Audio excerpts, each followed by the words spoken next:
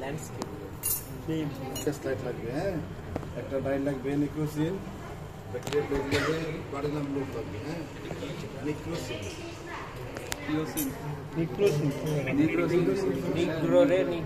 নিগ্রোসিন করা হয় না।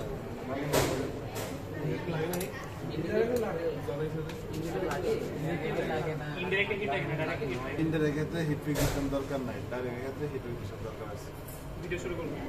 প্রথমে স্টেরিলাইজ করতেছি, আমি প্লাটিনাম লুপটাকে তুমি একটু স্টেরিলাইজ করে নিতেছি, হ্যাঁ লাল হবে।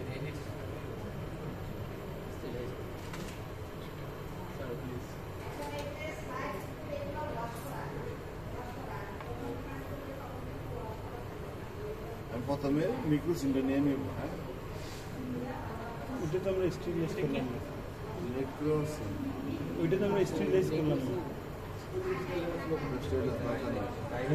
ব্যাকটেরিয়াতে ঢোকাবো না, আর ডাই নিক্রোসিন ডাই নিলাম।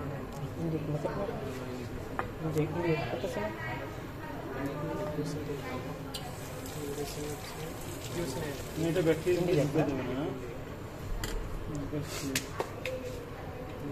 আমরা স্টেরিলাইজ করছি, হ্যাঁ তারপরে এখানে আমরা ব্যাকটেরিয়া নেব অল্প একটু, হ্যাঁ যত কম নেওয়া যায়, হালকা একটু, হ্যাঁ স্মেল একটু স্মেল করবো এটাকে।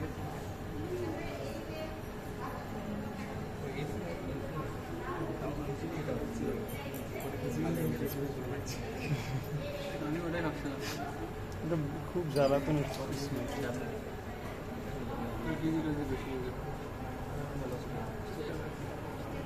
আবার স্টেরিলাইজ করে, এটা কাজ শেষ তো স্টেরিলাইজ করে রেখে নেব। তারপর এটার উপরে আরেকটা স্লাইড বসাবো, হ্যাঁ বসায় চাপ দিব,